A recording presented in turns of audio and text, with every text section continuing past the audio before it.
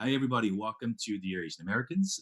Wherever you may be, whenever you may be listening to this show, we hope that you are happy. We hope that you are safe, and that we hope that you are staying safe out there and healthy. Um, as we go through life as children of immigrants or immigrants ourselves, we make certain decisions in terms of how much we want to lean into our cultural identity. And for those of us who grow up in areas in larger cities where there is a large concentration of friends who look like us and come from similar backgrounds, many times we congregate and build social networks, especially during college and beyond, through drinking. And different cultures have different drinking customs and different types of traditional liquors that are introduced to us. I myself, having grown up mostly from college and beyond in Los Angeles, being very close to LA's Koreatown, have had a great fortune to be connected to that. And so when I found out about our guest product today, it got me super excited because it was marrying traditional Korean beverage with a modern twist, and the branding and the marketing, um, everything was just so on point. Extra points because she also went to Michigan. Extra points because she also went to my high school's rival school, although not at the same time. Uh, but super happy and excited to chat with Carol today. Welcome to the show, Carol. Hi, thanks for having me. Um, so when we look at Carol today in 2020, you are the founder of a craft makgeolli brand called Makku, which Mhm. the branding, the design, as I mentioned, anybody can look at it and go, wow, that is really modern thinking. Um, it's putting what a traditional beverage that was not sold towards an American audience. A lot of it is just imported using traditional brands, and so I always got curious of who is behind this new brand, right? Because it seems to be done with a different lens and a different strategy from a lot of other players. If we look at any most beverage companies coming out of Asia, they traditionally keep and maintain their original brand, even the labeling and whatnot. So um, I'm fascinated to learn a little bit more about you today and have you share with us sort of how um, Carol maneuvered her way through the New York City education system with a brief stay in Ann Arbor, eventually back to New York, and ended up being the founder and the principal owner of a fun alcohol brand that I think is going to change a lot of people's perception about what makgeolli is and then about what Korean beverages are. So would love to learn a little bit more about you in your earlier years of how the Pack family found their way to New York City, to America. Um, if you can share with us, how did that all happen, and how did you spend your and where did you spend your early childhood years, and in what sort of surroundings, and how that impacted your identity growing up in New York City? hmm Yeah, so my parents both came to the US when they were in their 20s. Actually, maybe with my dad when he was 18, he went to college in Texas.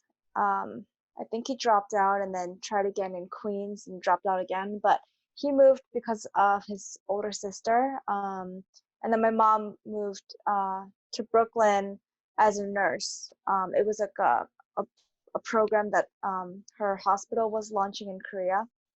And so she was one of the few lucky ones that was able to come to America, and she came by herself. And they ended up meeting in church in New York, and they had me in 1988. And since then, we've been in Flushing, New York. And the first, I want to say, 10 years we were in Flushing, and then we just moved around in the general area. So Flushing, Bayside, Whitestone. Um, we went to Long Island, and then we had 2 years in Florida. So, like, I guess Long Island and Florida was 4 of my years, but everything beyond that before college was in the surrounding areas of Flushing. And for those of you who don't know Flushing, New York, it's a very Asian neighborhood. It's a lot of immigrants, working class, Koreans who have dry cleaners or laundromats if they're lucky, and if not, they're just finding any job to make ends meet. And so you see a lot of patterns with, I think, other similar cities who have a large community of immigrant parents where one, the parents are not really home. And so the kids all kind of grow up with the neighboring kids, and they focus a lot more on social activities than like studying. There's no such thing as like a tiger mom, like driving you everywhere and like making sure you're in you're like doing your schoolwork and after school activities. And then also, there's a lot of friends I had who never really learned English because we never needed to. We just spoke Korean amongst each other. And at the schools I attended, there were pods of circles based on your ethnicity. So there was like a Chinese group, there was like a Korean group, there was Indians, and I felt like the whites were a minority growing up. So thankfully, I was never insecure due to my race, and that's something that I am thankful for. But I would say that we did grow up in a bubble, and America to me was what I grew up with in Flushing, and that was a lot of Korean food, a lot of Korean people, and it was comfortable, and I never felt left out. So like I guess I could focus on things other than trying to fit in, and so I was always kind of like free and confident and independent from a young age. So that was a benefit of growing up in Flushing. Um, I guess one thing that was hard about living in Flushing was not having any role models. Like, I never once thought of being a doctor, or um, I never knew anyone that was super well off, or, like everyone looked to me as being the rich kid. And that was just because we lived in a house instead of an apartment. Um, and I guess I was the lucky one because my mom was a nurse and my dad had his own business, and so I grew up with my parents, and they always guided me in the right direction. So I felt like I had the best of both worlds. I had the guidance, and I also had a community where I was really proud to be Korean, and I always like fit in. Um, yeah, that was a lot of my childhood. Yeah, I think, for those of you who are from New York City or have gotten off the end of the 7th train at Main Street, you jump out, and that's not an America that most people get to experience. It actually sometimes may not even feel like you can read any English-based signs, and I'm sure a lot has changed. I lived in Bayside for 1 year and Flushing for 2 years as well when I went to high school, and having moved there directly from the suburbs of Los Angeles, it was a shock not only to me but for my mom too, because she all of a sudden lost the power of the car. We couldn't have been driven everywhere. Um, and obviously, commuting from there to where you did in lower Manhattan for high school, and where I did in the very northern part of Bronx, I think being that student encourages you, or sometimes forces you to mature quickly, to be a little bit more aware of your surroundings, because you have to. And as you mentioned, you spend a lot of your time with your peers, even just in commuting from point A to point B. Um, Mhm. I think for folks who are not familiar with the New York City specialized high school system, it wasn't a typical high school. We didn't have Friday night football. We didn't have as many evening extracurricular stuff because they were concerned about student safety going back home at night. So it was a different experience. I'm curious to get your take, Carol. Having grown up in New York City, mine was very different because I had transplanted in just the summer before freshman year. Um, you go from a middle school in the general Flushing area that I'm assuming is very diverse, Mhm. from all different sorts of different backgrounds, and you go to Stuyvesant, which, while diverse, is generally leans a little bit more Asian in representation, or at least Mhm. over indexing as relative to the New York City population.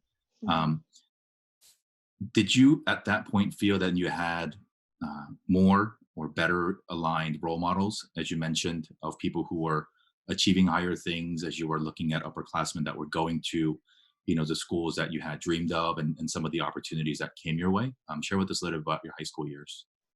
Yeah, so I was one of two people who got into Star for my middle school, and it was the first time that I would have been able to go to the same schools as my current like classmates if I had stayed with my local high school. So I was arguing with my parents that I didn't want to go to Stuyvesant because we had moved around so much and I was so sick of making new friends and adjusting.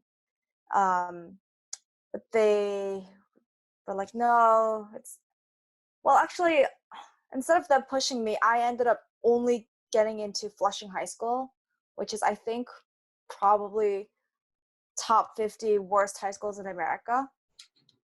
And there's not many Asian Americans there, and that thought scared me. So then when it came down to the two options of Stuyy and Flushing High School, that's how I made my decision to go to Stuyvesant. But I really wanted to go to Cardozo or Francis Lewis because that's where my classmates were going. But I wasn't living in the zone. So I had to apply for those schools and I didn't get in. So I think in terms of the proportion, like the number of Asian Americans in both my middle school and the high school, it was the same. But it was the type of Asians that got into Stuyvesant that was very different. Like my friends came from all over, but a lot of them came from Little Neck. There were people from Bronx, Brooklyn, Staten Island. So it was really my first time like experiencing other kinds of people. So like this didn't come down to ethnicity. I was having trouble because when I was in middle school, all I was listening to was like SDS and Finkel and HOT, and these people were listening to like Green. I don't even know. Like they were referencing all of these American music and actors that I wasn't familiar with. So I really felt like an outcast because I was so Korean. And in Flushing, like you grow up at an early age, so I was always hanging out with older people, and they introduced me to like alcohol and PC bang, and I thought that was normal. But all of these people looked at me like I was such a hangout. So it was a struggle. Like the first 2 years, freshman year and sophomore year, I just went to school and I went back to Flushing and I hung out with my friends back at home. Or I found like two friends that were not Korean at Stuyvesant that like didn't care about studying at all. And like we had our own group that was actually like none of them went to Stuyvesant. We all hung out in Flushing. So it was a big adjustment for me. And in junior year was when my guidance counselor was like, you need to start thinking about what colleges you're going to get into. And at this point, like your safety would be like your best bet is Binghamton, which is a great New York City state. It's a great New York State school. But hearing that was shocking for me because if you didn't make it to an Ivy League at Stuyvesant, you were like a reject.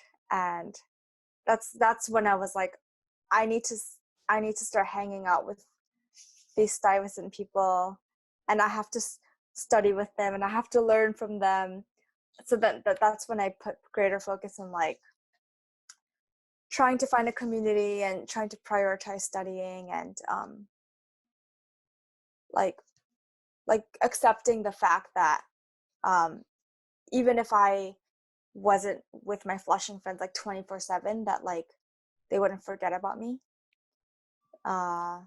So yeah, it took a while to adjust. It was such a different world, like the people that I was used to and the people I met at Stuyvesant. So it sounds like from that conversation with a guidance counselor in junior year, and give or take a year and a half, you then make the decision to go outside of your bubble in a big way, and relatively speaking, head west to Michigan, right? Where though it's a public university in Michigan, most people may not know that there's actually a lot of New York City students who head there, and it is one of the more popular out-of-state destinations for New York City high school students. So talk to me about some of the things that you learned about yourself in Michigan, obviously out of your comfort zone, far, far away, not just from New York, but the cultural bubble that Flushing is, and in a vibrant, diverse area. Yeah, what were your years at Michigan like, and then what did you learn about yourself there? Yeah, so I chose Michigan because I wanted an American experience, I realized that, oh, my lens of this world is so skewed.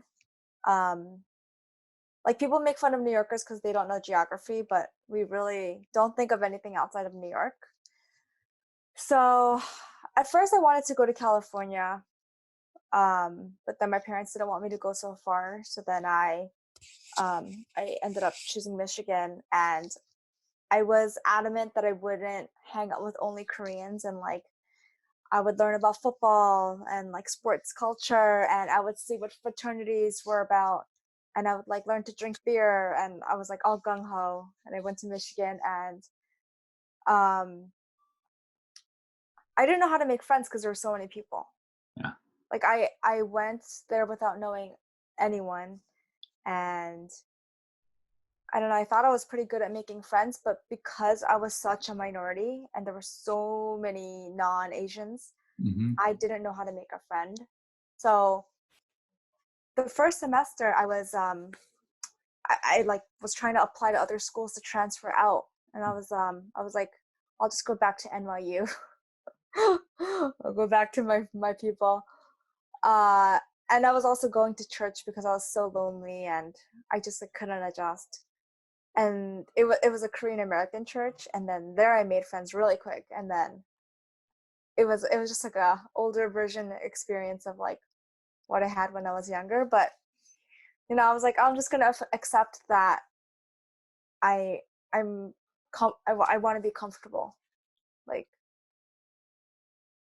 I don't think I can stay here other like if I don't keep these friends, because that was my only sense of home. Yeah. So that was my experience in Michigan. And Ann Arbor is a fascinating town. When my wife and I first arrived there, we moved there in 2015 to start my program there, and we were shocked to find out that there were three Korean supermarkets. There were dozens of Korean restaurants, Hmm. and for obviously there's clusters of Korean communities wherever there's a large public institution because there's a student population and a hospital population there. But it wasn't as foreign, or it wasn't as middle of America small town as we had initially anticipated. Um, it was funny because the first meal we had was at a Korean restaurant, and we picked a random church to visit, and the pastor was a Korean dude. And my first ever MBA class, the professor was a Korean dude.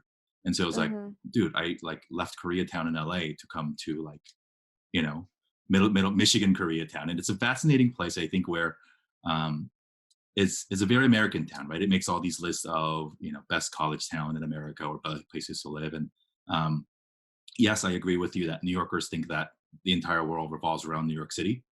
Um, Hmm. People who live in Ann Arbor also have their own opinions about how great Ann Arbor is and don't really have a fair, objective opinion of Ann Arbor's place in the world. Yeah.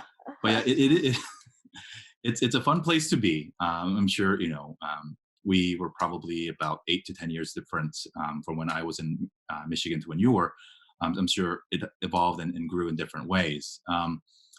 What did you study at Michigan? And what were some of the influences that you relied on to help you guide those decisions? And were you set on going back to New York City after, or was your trip to Michigan or your decision to go to Michigan sort of your permission to jump off of a trampoline and then have you land wherever life may lead you? Um, well, I'm not the type to plan my life. So I never think further than like the next year, especially when I was, I don't know, however old I was, 17. Um, so I I decided on psychology as my major. Um, I didn't realize how important picking your major was at that young of an age. And I still don't think that someone at that age should be picking a major that really dictates like your career path. And it's hard to change sometimes when you're like, I have people who were on the medical path, and when they were seniors they started over, and Mm. that's really difficult for someone as a freshman. But for me, I just was interested in psychology. I thought it was fun. I thought it was easy. I definitely wanted to do something in the liberal arts, so or like humanities field. So I guess I was looking at English or psychology. In terms of where I thought that would lead me, it's not something I really put much thought behind. Um, but my grandma always wanted me to be a lawyer. So I was like, okay, let's see what lawyers major in. Something in like humanities, liberal arts. I think psychology is okay. So that was like my thought process. But I really enjoyed psychology. Like I would just read the textbooks for fun. It wasn't like studying to me. But I think when graduation time came around, I was really regretting a psychology major because I had no idea what I could do with it, and I wasn't ready to go to law school. So at that point, I was just following where life took me, and instead of me looking for opportunities or creating opportunities, I just took whatever opportunities came my way. And then the first job out of college was at a non-profit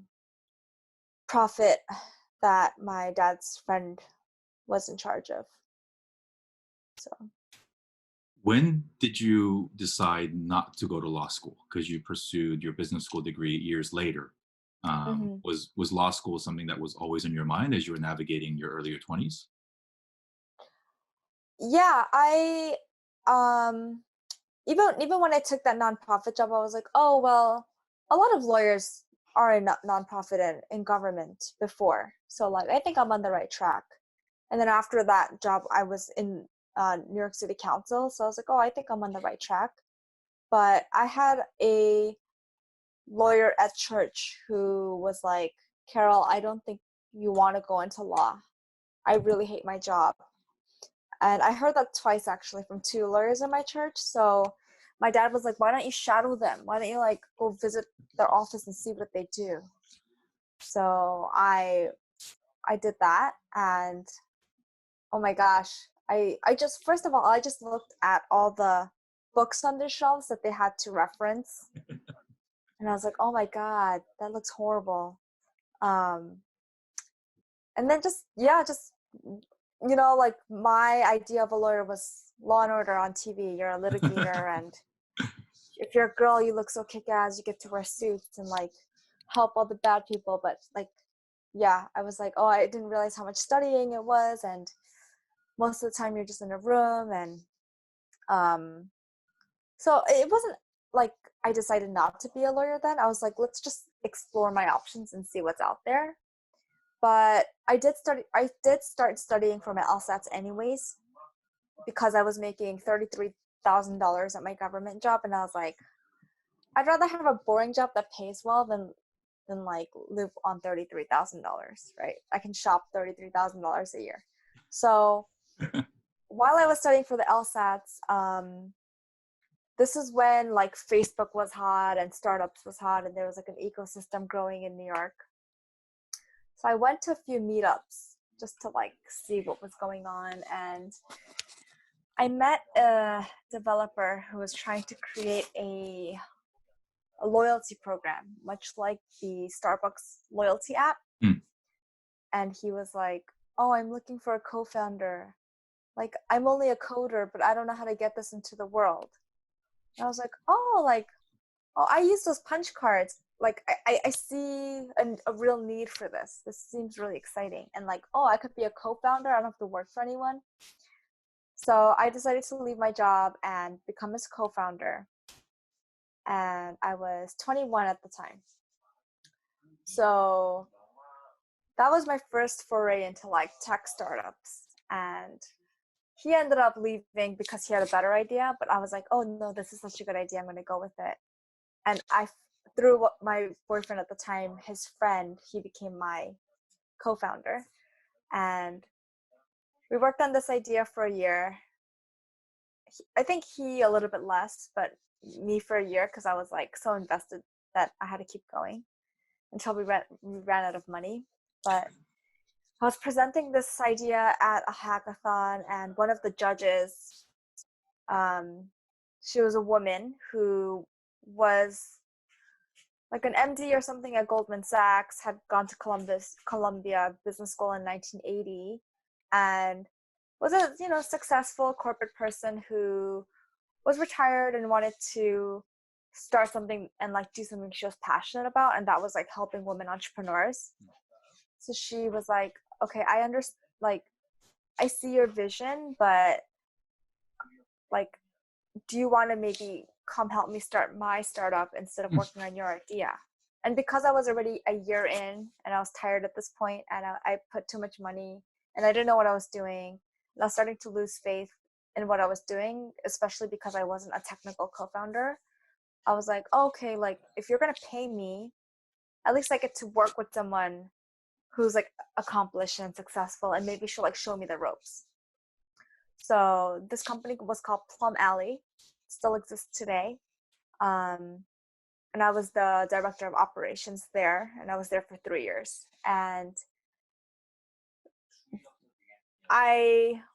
when I decided to work with her, I was kind of tired and kind of scared of startups because I just felt like a failure at that point. And I was like, okay, I will work for you, but I want to be able to study for the LSATs, like while I'm working for you. So we agreed on that.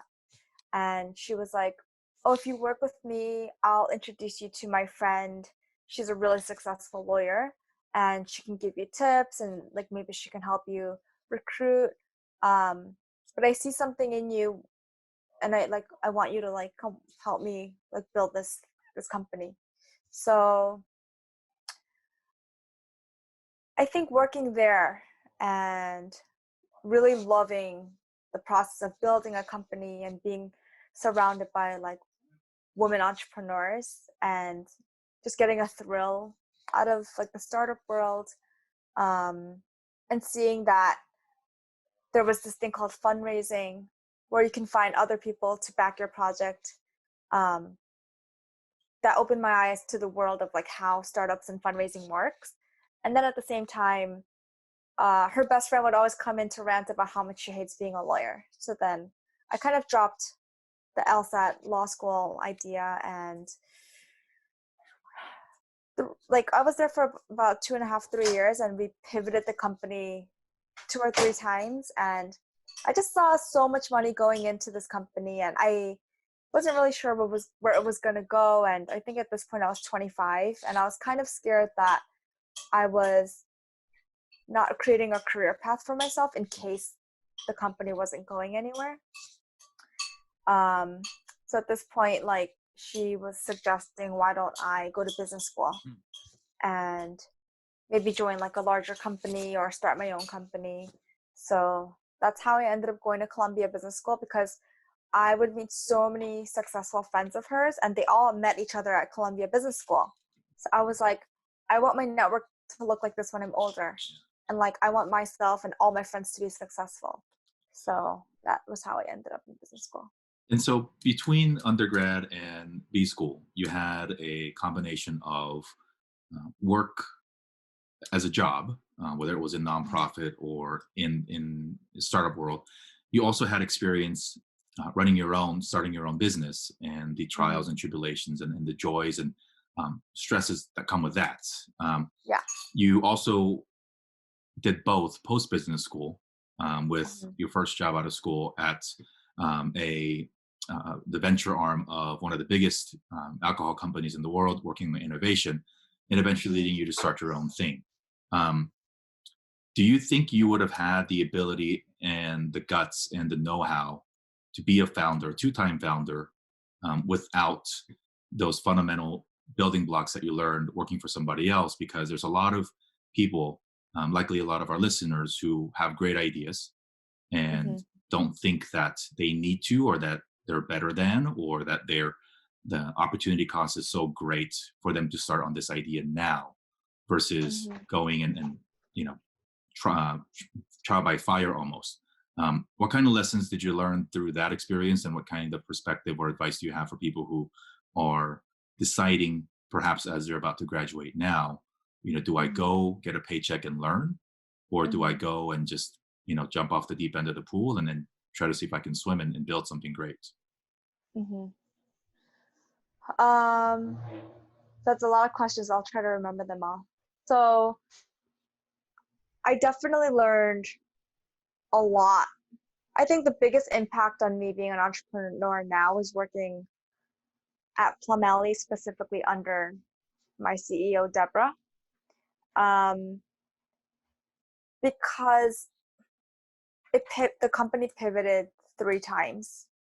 And if it were me, I think I would have just gave up after the first pivot, maybe even the second pivot. Um, but looking at that company and then now reading like other case studies and listening to how I built this, you learn that like pivots are okay, and sometimes it just takes a couple of years to hit your stride. Like right now, I would say I'm in year 3 of Makku, and I'm just starting to feel like maybe this could work out, right?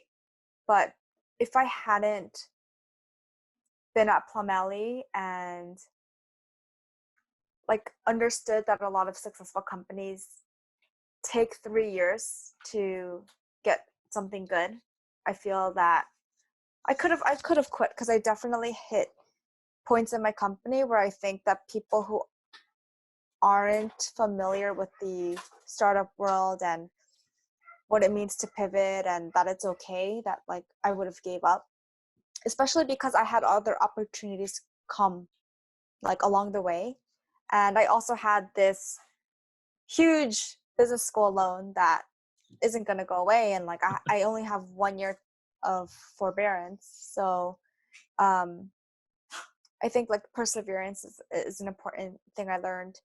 Another thing is I don't think I would have known what kind of leader I wanted to be unless I didn't work for Deborah. I've never had a real role model before that. And so that was really important to me. I obviously haven't like exercised like being a real like employer, I guess, because my team is so small, and I still lean on our team to like move forward. So I wouldn't say like I am the boss, right? Like just yet. But I think I have a pretty good idea of what company I want to build in the long term because of her. Um, in terms of deciding if someone has a great idea and whether they should go for it or not, like, I don't know. Even me, like, having a failed like mobile startup and putting all my money and savings into it, and working at Plum Alley, where there were really some days where I was like, oh my gosh, like where's this company going? Um, even remembering how hard it was, doing Makku seemed harder than I remembered like startup to be. So you have to really have grit and perseverance and thick skin. You also have to have either deep pockets or a source of funding or a really good grip on how you're spending your money, because the first few years is all about not running out of money, because it's like building this runway to give you the like freedom to pivot or like to make mistakes. Right.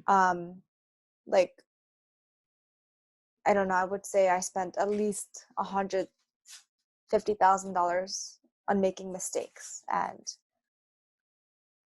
I was able to find money. But if I wasn't mentally prepared to that I might run into that scenario of needing money and thinking through like where I would find that and like how I would convince people why they should invest in my vision, um, like I wouldn't be here. I would be at some other job today.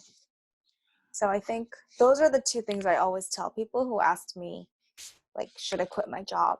It's like, you need to be ready to find money, and you need to be ready to just like there's going to be some dark days Sure. we I have to you get know, through. look, Yeah. I think you're still on your journey. It sounds like um, you've had to make some hard decisions in the first 2-3 years of Makku's history, um, Hmm. and it may not seem so clear now, but uh, take pride in the fact that you started something. Take pride in the fact that you, as at the time of founding, a 29-year-old Korean girl from New York City, taking on the old world of beverages, not just Hmm. here in America, but with the Korean concept where that industry is more old school than it is here today. Um, Having spoken with many friends who are familiar with you and the product and its history, um, we're very proud of you. We're excited to see what is coming.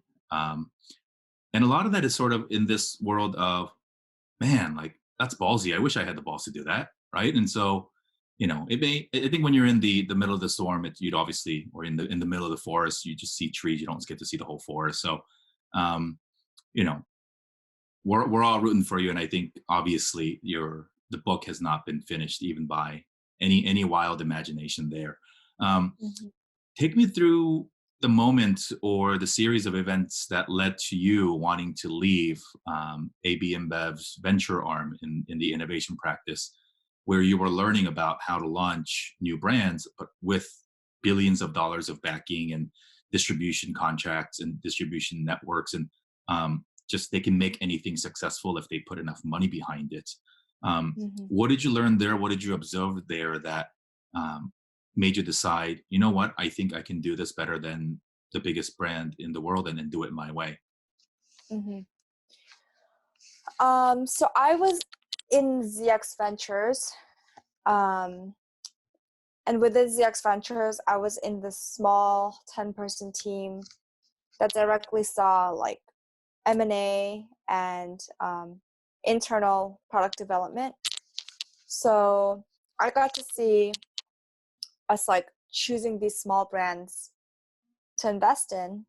And then I also saw the process of how we decide to launch a new product and what that roadmap looks like, and kind of what the challenges are, what kind of funding is needed, and what kind of go-to-market strategy looks like in terms of sales and marketing. Mm. So I had a pretty good overview of the market. Um, and I also had to do like financials, so I knew what ingredients should cost, what the margins should look like, what's healthy, what's not, um, like how much cost can decrease, with volume. Um, and and then we also had market research reports that let us know like what the industry trends were, like why people were drinking less beer, what they were drinking more of, what do people want to drink in the future. So just kind of like being in the industry and keeping my eyes peeled and observing people, observing menus, I saw that there was this increased interest in kind of like international alcohol. Like beers from Mexico was exploding, spirits from other countries, Europe, Asia, they were exploding. And I think a lot of it had to do with the population of the US and the millennial generation just being more diverse and being more open. And a lot of that is due to the ability to travel and social media and, like interracial couples and things like that. So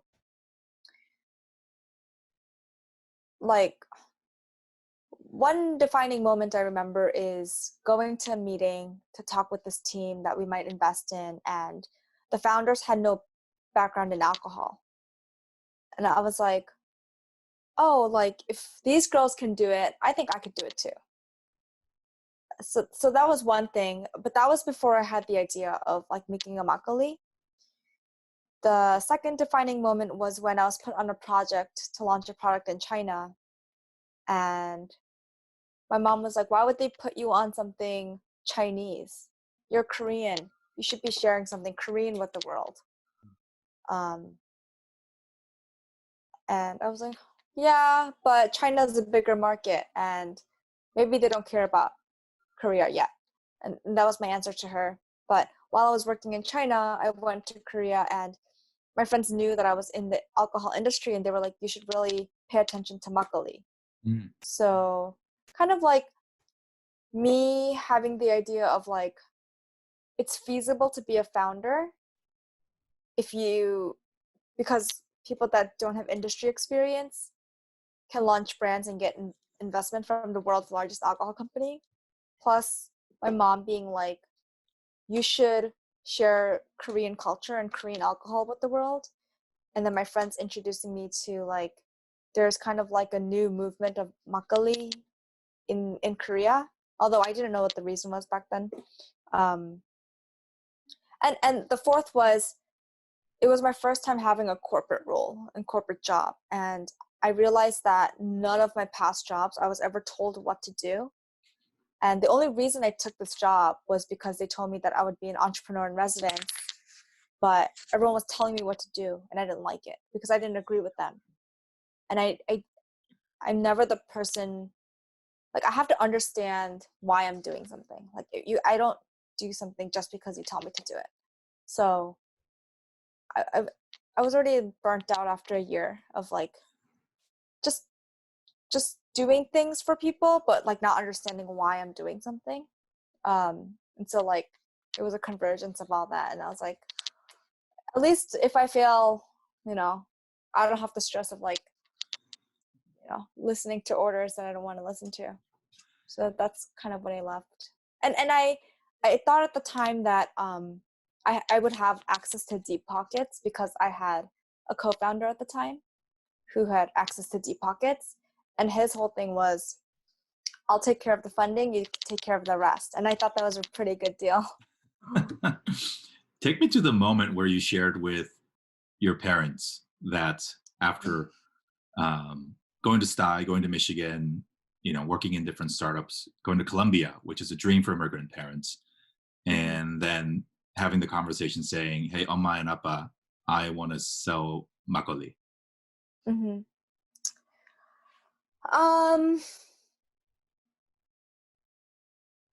I don't think they were surprised. I think they always knew that I would have my own company. Their concern was, A, how about your business school loans? B, my dad was an elder at my church. So that's 장로님, which is, and he was essentially like the pastor's right-hand man. And it was the church that they met at and got married at. So they have been members for 30 years and over 30 years, 35 years. And everyone at this church, it's like a one big family. And he's a type that drinks alcohol in secret because he doesn't want anyone at church to know that he's drinking. So it wasn't that, but my dad loves alcohol and our whole family loves alcohol. Like not the alcoholic type of alcohol, but like it's very normal for our family to have wine or whiskey or soju with our meal, every single meal, Monday through Sunday. So I think he thought it was cool that I was doing makgeolli, and he was like, oh, every time he's like, this would be your grandfather's dream for you to have a makgeolli company because he loved makgeolli so much. I wish he was alive to see you do this. But then the flip side was my parents were like, how do we explain to our church what you're doing? And at first we had like, I think the first year of me doing this, all the Korean like TV and radio, they like interviewed me and I was on the newspaper. And my mom actually made the recipe, and my mom was like, don't you dare ever, don't tell them who your mom is. Don't tell them that your mom helped you on this in case your church members see. So that was their whole thing. I think they figured out that like if it wasn't going to go anywhere, that I would always have my degree to fall back on. And like, I don't know. I don't think they thought I was going to starve or like, crash and burn, but they were concerned with their image because of church. I've been smiling and chuckling the entire time you're telling me that story because so many of us go through with um, I don't know, our parents collectively run like the world's greatest PR agency and spin factories of, um, post disaster, public relations management, right? Like they just know how Mm-hmm. to keep things, or they're very concerned about the response or the opinions of other people, which I Mm-hmm. think growing up in America is something that I personally too have always disagreed with because it's the way that we are taught from an American perspective is be you and who cares, love it or leave it. Both Mm-hmm. both extremes, right? And the right answer is obviously somewhere in between, and it's something that makes sense for you. Um, but that's cool. At least they were 100% supportive in secrets. Um, and I guess if church people listen to this conversation, they're like, "Oh, and you tell them name drink all the time," and now we finally know. Sorry, Dad.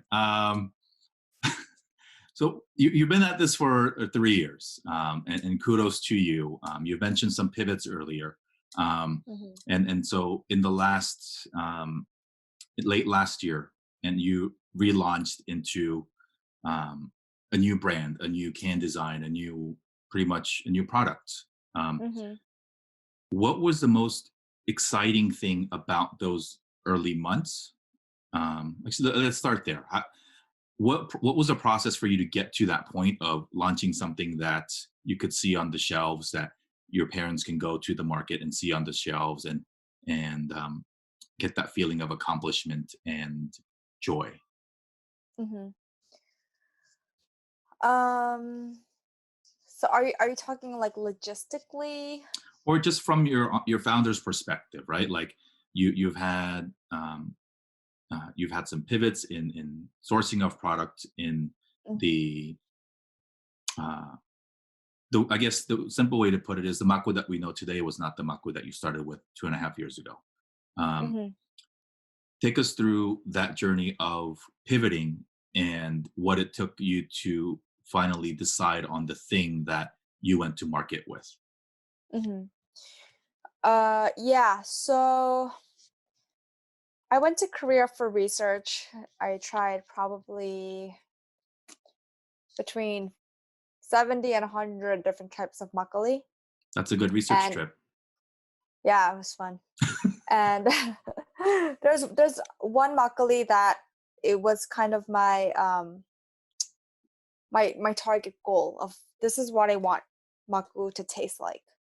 So we got there pretty quickly because of my mom, and she was able to like formulate a recipe that tastes very similar to that product.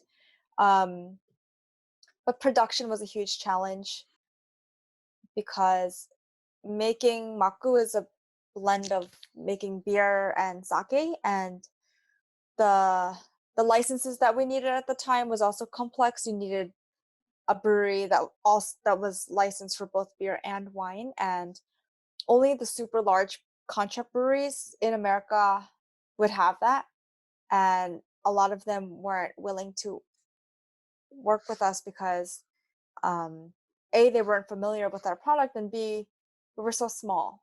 So they'd rather give their time and dedication to another brand that had a guarantee um, volume and they were going to sell. So eventually we found a small brewery, a small sake brewery, but the product wasn't consistent and everything was manual. Like we would drive up to Maine and we would filter it and we would uh, get single fillers that home brewers use. Mm. Fill each can. We would can it. We would steam it. We would hand label it, hand pasteurize it, hand pack it on a pallet. We would put the pack text on, palletize it, and everything was so manual. And I just knew that that wasn't scalable. Right. So we eventually had to find a partner in Korea, but I guess it wasn't something that crossed my mind because it just seemed like a really large feat to produce so far away, have zero control over what was going on, zero insight to what was going on. these huge order quantities. So I didn't go there from the beginning. It also seemed like a really big ask for like a nobody young girl to go to like these large elderly CEOs of like old makgeolli companies that have been around for 20, 30 years. Um, so I think the step of making it all manually at a really small sake brewery in Maine helped us get to a point where I knew that we would, I knew there was a market for it because we tested this makku in like 15 accounts, but including like nicer restaurants like Momofuku and Jeju Noodle Bar, and Yunhaeundae. So like it was an important stepping stone, and I think a necessary stepping stone to getting a contract with a larger brewery in Korea.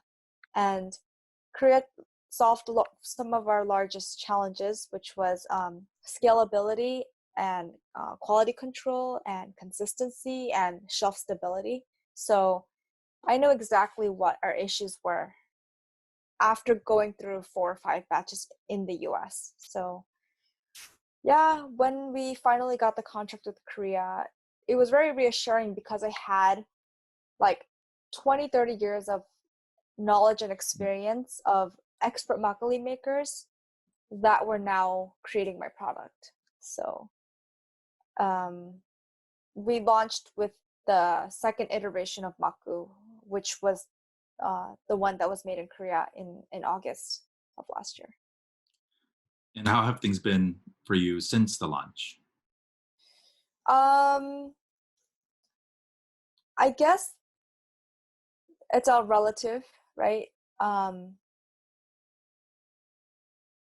But I think the only word that comes to mind is I'm very grateful for where we are now. Not to say that we have a ton of sales and it's like an exploding company and people are lining up to like invest in us, but I think we have a solid product, have a solid team, and we have a real fan base. And like it's not people buying Makku just because it's like a new, novel, trendy thing. They truly love it, and all of our customers are repeat customers that tell their friends about it, and their friends end up buying it. And all the growth that we've seen so far has been 100% like organic.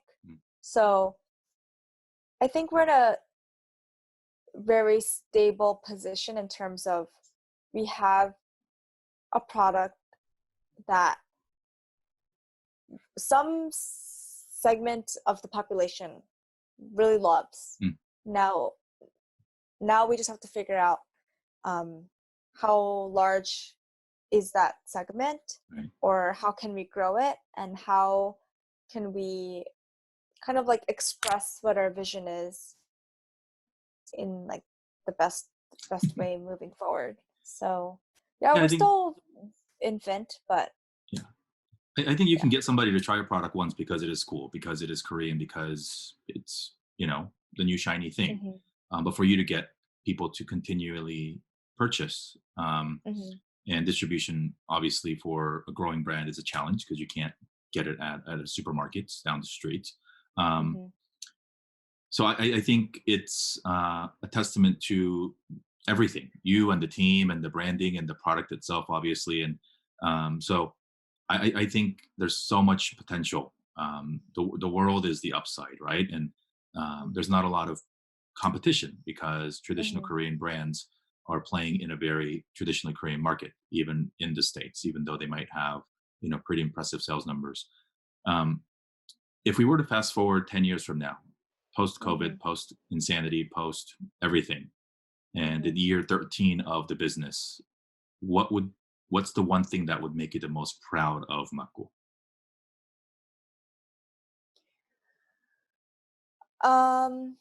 I want people to know what makgeolli is.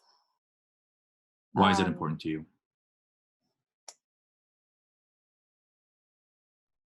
Because makgeolli is Korea's oldest drink, and I feel like if someone doesn't do something about it, it can disappear.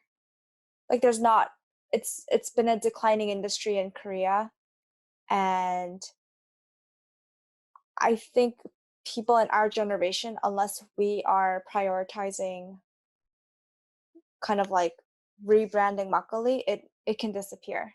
So, I can't do that in Korea because I cannot compete against the big players over there, but like the whole market is mine here. So I can start from like a white slate. And so we, if we can make it popular here, we can bring it back to Korea and make it cool there. I think you're well on your way. I used to never drink or never like drinking makgeolli because it gave you like the worst hangover ever. But this Hmm. was I don't know, 20 years ago, right? When the products were not as innovative as they are today. And it Hmm. has, for many different reasons, including bottle design and labeling and just brand as a product, it always had that traditional feel of this is not what the cool kids drink. Hmm. Still today, even though the bigger brands have ventured into makgeolli and pushed it aggressively, I think you still feel that. And I think with your brand and your marketing strategy and then the way that you've positioned everything, um, very optimistic that public perception does change and that everything is upside from here. Um, how did you land on the name Makku? So one English spelling of makgeolli is Makkuli. And I knew that one of the biggest challenges about making makgeolli popular in the US would be the spelling of the name, because like no one can remember it. Like they always refer to it as like that white drink, that drink in the bottle. So I knew I wanted to be the Kleenex of makgeolli. So I was like, let me make my name almost synonymous with the word makgeolli. It's 2 syllables, cute and easy. Maybe if they can remember Makku, they can like eventually remember makgeolli. So I just took out the li, made sure there was a website and trademark, and Very cool. I love it. I'm a big fan of clean, simplistic, modern designs and branding. And you're right. Part of taking a non Roman letter based word and anglicizing it is we can't ever agree to spell anything the right way. Um, mm-hmm, and particularly with Korean words that turn into English words, there's I mean, can't agree to spell half the words properly, and so people just botch it up. The mm-hmm. only thing that we can agree on is like soul and soju, which like nobody messes those up. But anything outside of that, if you've ever been to a Korean restaurant and you try to read the English part of the menu, you're just left scratching your head on who approved this, and did they Right. not check with anybody who speaks any sort of basic English to see if this would sound okay. Carol, congratulations on everything. I am super excited for you. Um, I know that the recent events of COVID-19 and the restaurant closures have temporarily paused your uh, growth, paused your excitement of launching a new brand. But as mentioned earlier, in having many conversations with friends of mine who are in the industry, who are familiar with alcohol brands, they are just as excited as I am to see you grow, to see the brand grow. And really, at least here in LA, looking forward to seeing it everywhere we go. Congratulations. It's not been easy, but it is so inspiring. You have no idea how inspiring it is to see somebody that looks like you, um, even extra cool when our paths academically have crossed paths and are familiar and our roots are somewhat similar. And even cooler than that, to have somebody do it at an earlier life stage. And all that combined in the lens of doing something that furthers where our parents have come from. Because, like you said, if you don't do it, who will? And for folks listening, that's a completely organic and natural feeling to have. And it is not said to make you feel guilty about carrying the burden of carrying an entire legacy of a country's alcohol into the universe. but you lived your life exactly the way you were meant to have lived for you to do whatever it is that you think you are meant to do today. Reason I started this podcast is because I looked around and I said, nobody's asking the questions that I want answers to. Nobody's doing it the way that I think it needs to be done. And that's not a disrespect to anybody who's come before me, and certainly not a discouragement to anybody who wants to do it their way after me. But you are doing Makku your way. So many other people, we are seeing an amazing surge of second, third generation Asian Americans leaning hard into our identity, creating products that pay homage to where our bloodline comes from, but leveraging and using everything that our parents have sacrificed for us to learn and know in our new home of America, and to marry that together to build respectful, traditional, yet modern and amazing businesses. So kudos to you. Thank you for doing that. I think we need more. Um, it's shocking that as the largest home to Koreans outside of Korea, we have not innovated on things that give Korea culture, which a lot of reasons why it hasn't. But to see you do it is pretty cool. So I want to end the conversation the same way that we end all of our conversations, and it is going back to the name of the show called Dear Asian Americans. As we just talked about, if not us, then whom? You also Mhm. mentioned early in the conversation growing up in Flushing, which might surprise people because after LA, that might be the largest concentration of Koreans ethnically outside of Korea. And even in that world, because so much of the population is just so busy trying to survive and make it out and to put food on the table, the lack of positive role models in the careers that we don't even know exist at the time. Perhaps 10, 15 years ago when you and I were growing up, very, very different story than it is today. But still, when you talk to young folks in high school, they still feel like there's not enough good role models that they can look up to. You're changing that by doing what you do. Um, if you would, help us close out the show and write a letter to the Asian American community in whatever, however form you wish to communicate that with, and Mhm. finish the letter. Dear Asian Americans. Dear Asian Americans, we are a very large part of this world and we have a lot to offer. There's so much culture that comes from our continent, and we, as second, third generations, if we are in the position to do so, if our parents brought us to America so we had more opportunity and more freedom, um, we should propel our legacy and our traditions, um, and serve as role models to those in our community, and also continue to support each other because I think the only way I've gotten to where I am now is through the support system that I've built by growing up in such an Asian community. So, yeah, that's my message. Thank you for sharing that. And again, thank you for coming on the show. Um, if you've listened this far in the episode, we want to have a little bit of fun. Um, so this isn't live, obviously, but if you're listening to this, the first three people who go and like Instagram at Drink Makku, come onto our page and post on Carol's episode post where the brewery or the process, in what state did Carol attempt to first make Makku here in the States. Um, I'll send the first three people, provided you're over 21 and you live in America and you can legally and tactically send it over there. We'll share some Makku with you. And that's a gift from me to the listeners. If you find Makku on the shelves of your local grocer or at your restaurant, please buy it. Um, Even if you've never tried makgeolli, it's far beyond the act of liking something.